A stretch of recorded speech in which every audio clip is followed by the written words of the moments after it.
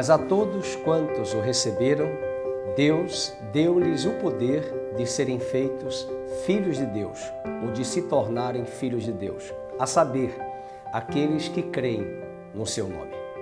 Estas são as palavras do evangelista João em seu Evangelho, capítulo 1, verso 12, depois de ter apresentado acerca do Verbo, o Filho de Deus, a Palavra de Deus, o Verbo que se fez carne e habitou entre nós. Cresceu, nasceu nesta terra e cresceu como homem e aos 33 anos se colocou naquela cruz para dar a sua vida por nós. Não foi uma morte fatídica, não foi uma morte casual, foi uma morte vicária, que em latim significa dizer uma morte substitutiva.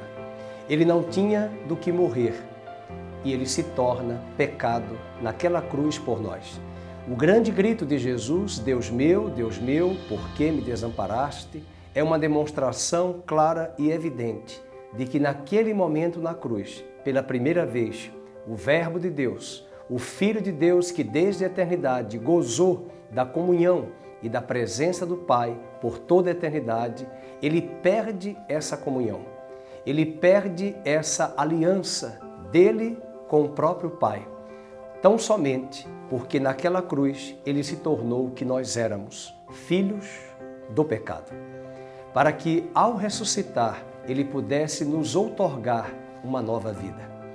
Dois homens da Bíblia aparecem e são importantes para todo o plano de salvação e de redenção. O primeiro homem é Adão, que também estava no jardim do Éden e fez uma escolha. A escolha foi seguir o seu próprio caminho. O segundo homem é o último Adão, que é Cristo. O apóstolo Paulo o apresenta em 1 Coríntios capítulo 15 como o último Adão. E esse último Adão faz algo totalmente contrário do primeiro. Ele diz num outro jardim, o jardim do Getsêmani: Pai, que seja feita a tua vontade.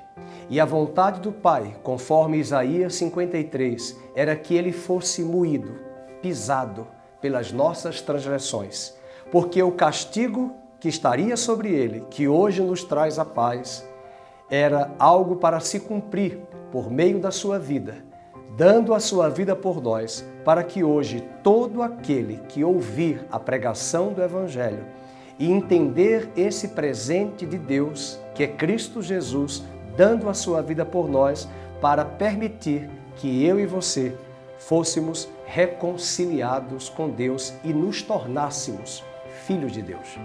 Lembrando que Adão e Eva eram filhos de Deus, mas no momento em que eles decidiram ouvir a voz do diabo, a antiga serpente, o sedutor deste mundo, trazendo palavras com meias verdades, distorcendo totalmente a palavra de Deus, Adão e Eva tornam-se, pelo ouvir, filhos do pecado. Eles foram criados à imagem e semelhança de Deus. Eles eram filhos de Deus, mas pelo mecanismo de dar ouvidos à voz do inimigo, a voz do sedutor, a voz da antiga serpente, que projeta no coração do homem o desejo de ser igual a Deus, de ter o que Deus tem e de ser o que Deus é. Esse sentimento que estava em Lúcifer é projetado para Adão e Eva, e eles transgridem. E como diz Paulo em Romanos 3,23, o salário do pecado é a morte, é a separação, mas o dom gratuito de Deus é a vida eterna em Cristo Jesus. Da mesma forma, a antítese também é verdadeira. A fé vem pelo ouvir. E quando esse pecador, esse homem e esta mulher que hoje se encontram em Adão e ouvem a pregação do Evangelho, a palavra de Deus diz em João 5,24, e você verá esse versículo na tela agora: em verdade vos digo, todo aquele que ouve a minha palavra e crê, recebe aquele que me enviou. Jesus Cristo, Deus enviou a Jesus e recebe aquele que Deus enviou. Tem a vida eterna. Tem, não é terá. Terá é o verbo no futuro do presente. É tem, presente do indicativo. Tem a vida eterna e não entrará em condenação. Aleluia! Mas passou da morte para a vida. Isso mostra uma vida que nós não tínhamos, a qualidade de vida que Deus tem, uma vida sem pecado, a vida do Filho de Deus. E é essa natureza que em Cristo Deus Pai nos proporciona. E João está afirmando no capítulo 1, verso 12, que todos aqueles que creem, a saber, os que o recebem, se tornarão filhos de Deus. A fé vem pelo ouvir. João 5,24, que acabamos de expressar, também nos fala da vida eterna. Mas João 17, versículo 3 diz: e a vida eterna é esta. Que vida? 2 pontos. Que conheçam a Ti, o único Deus verdadeiro, e a Jesus Cristo, Teu Filho, a quem Tu enviaste. Esta é a vida eterna. E eu encerro essa reflexão de hoje finalizando com as palavras do mesmo evangelista João, que escreve mais 3 epístolas e o livro do Apocalipse. E na sua primeira epístola, ou a sua primeira carta, no capítulo 5, verso 11 ao 13, o evangelista João diz: e quem tem o Filho tem a vida, e quem não tem o Filho de Deus não tem a vida. Estas coisas vos escrevi para que saibais que tendes a vida eterna, vós que credes no nome do Filho de Deus. Eu pergunto a você que nos assiste, que nos acompanha nesse discipulado, há um testemunho no seu coração de que você tem essa vida? De que houve um divisor de águas e uma mudança de vida em seu coração? Não estou falando de religião, não estou falando de uma igreja física, um prédio, eu estou falando de uma proposta.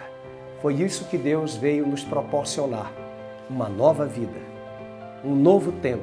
E quando Cristo recebeu naquela cruz o seu pecado, o meu pecado, a minha natureza, a minha condenação, as nossas doenças, as nossas mazelas, os nossos medos, as nossas angústias, as nossas crises existenciais, que elas podem até insistir em nos tentar até nos dias de hoje. Mas em Cristo nós fomos gerados numa nova criação, não mais encabeçada por Adão, mas encabeçada pelo último Adão, o homem perfeito, que rege essa nova criação de filhos gerados à imagem do Filho de Deus.